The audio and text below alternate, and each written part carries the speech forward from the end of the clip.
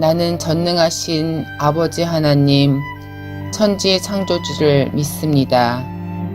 나는 그의 유일하신 아들, 우리 주 예수 그리스도를 믿습니다. 그는 성령으로 잉태되어 동정녀 마리아에게서 나시고 본디오 빌라도에게 고난을 받아 십자가에 못 박혀 죽으시고 장사된 지 사흘 만에 죽은 자 가운데서 다시 살아나셨으며 하늘에 오르시어 전능하신 아버지 하나님 우편에 앉아 계시다가 거기로부터 살아있는 자와 죽은 자를 심판하러 오십니다. 나는 성령을 믿으며 거룩한 공교회와 성도의 교제와 죄를 용서받는 것과 몸의 부활과 영생을 믿습니다. 아멘.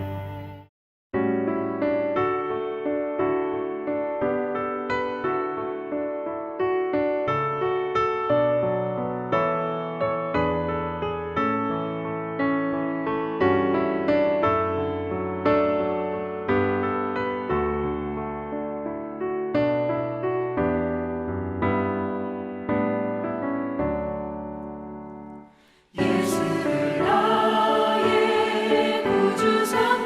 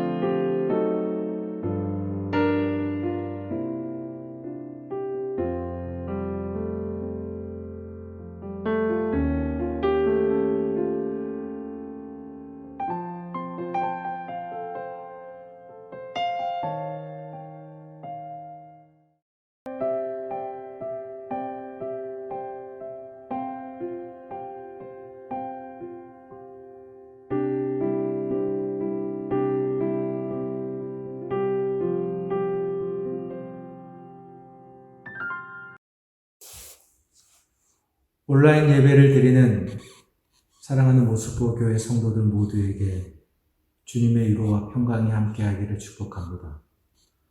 코로나19로 나라가 위기 가운데 있고 경제가 꽁꽁 얼어붙어서 주위에 힘들고 어려운 가정이 많습니다.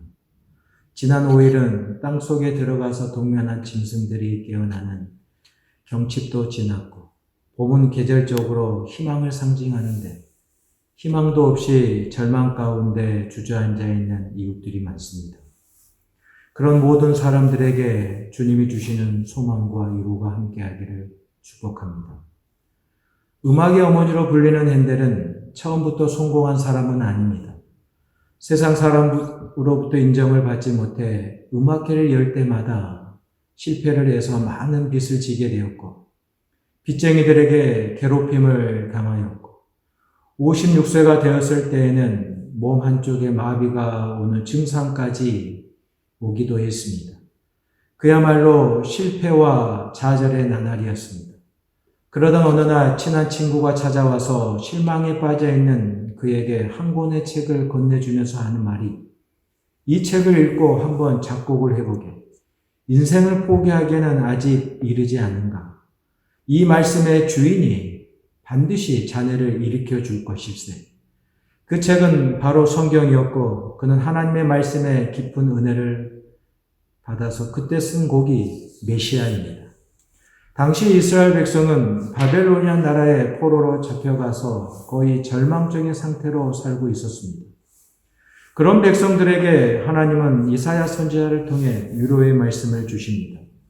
너희가 하나님께 죄를 지음으로 벌을 배나 받았지만 이제는 죄 사함을 받아 골짜기마다 도두어지며 산마다 언덕마다 낮아지며 고르지 못한 것이 평탄하게 되며 험한 곳이 평지가 되고 모든 육체가 여호와의 영광을 보게 되리라.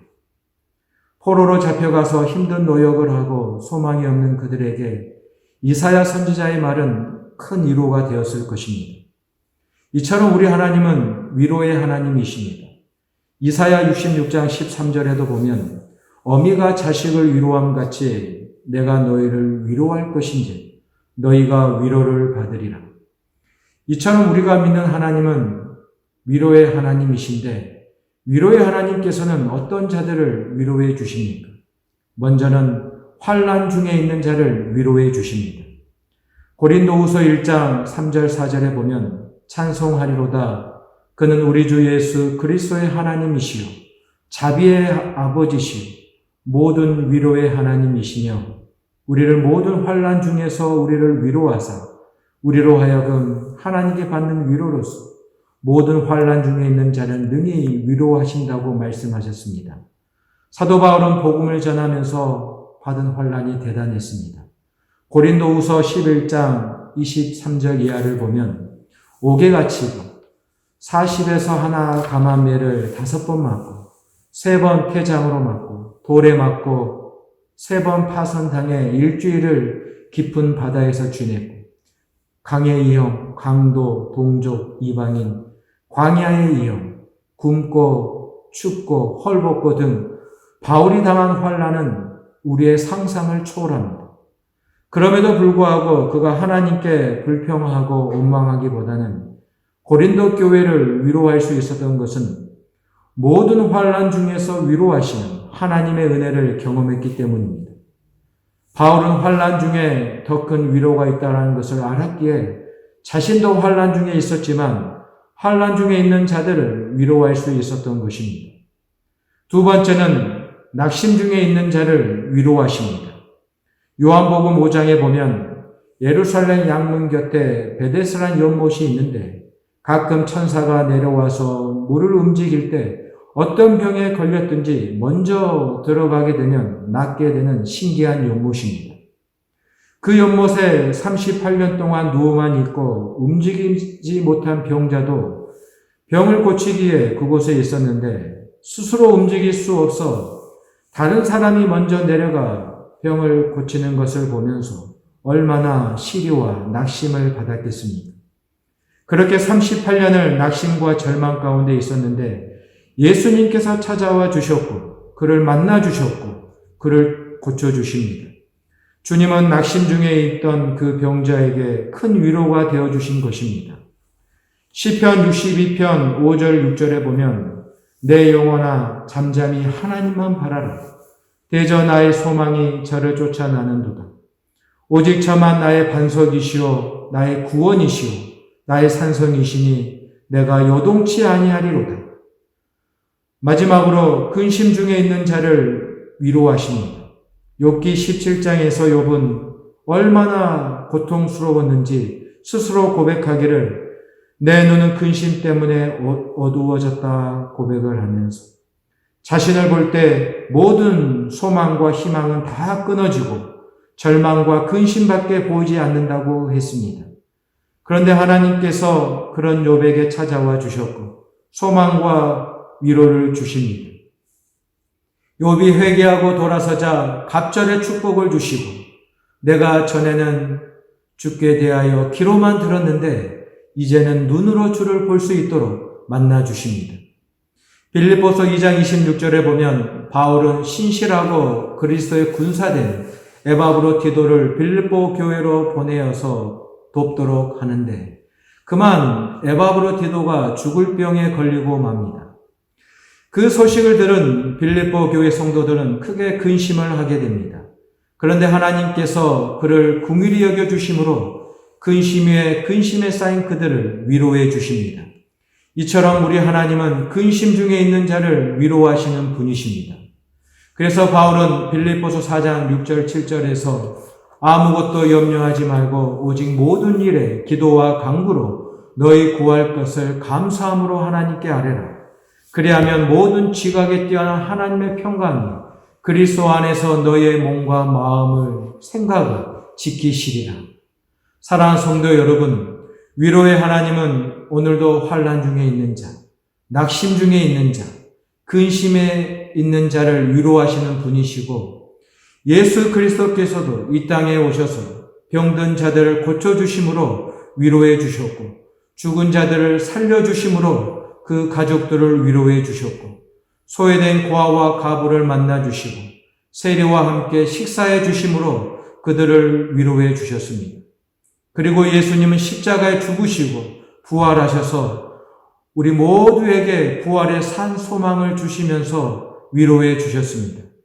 오늘 위로가 필요하신 모든 분들, 특별히 코로나19로 힘들어하는 모든 분들에게 하나님의 위로가 함께하길 바라고 앞으로 우리 모슬포 교회 공동체가 위로의 공동체, 소망의 공동체, 사랑의 공동체가 되어서 이 땅을 품고 위로하며 섬길 수 있기를 축복합니다.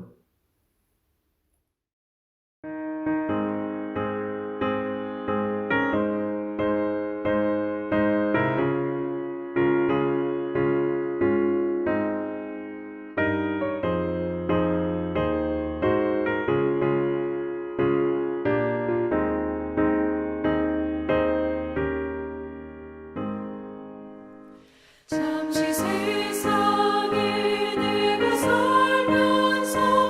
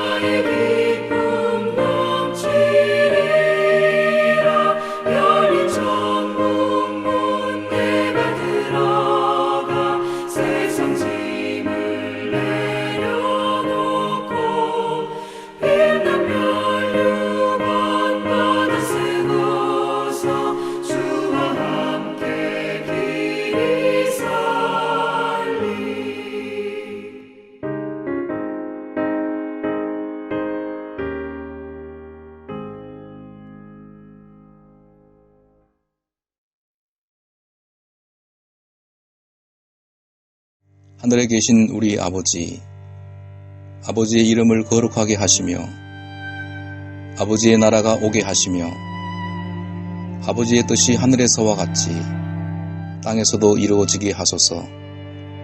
오늘 우리에게 일용할 양식을 주시고 우리가 우리에게 잘못한 사람을 용서하여 준 것 같이 우리 죄를 용서하여 주시고 우리를 시험에 빠지지 않게 하시고 악에서 구하소서.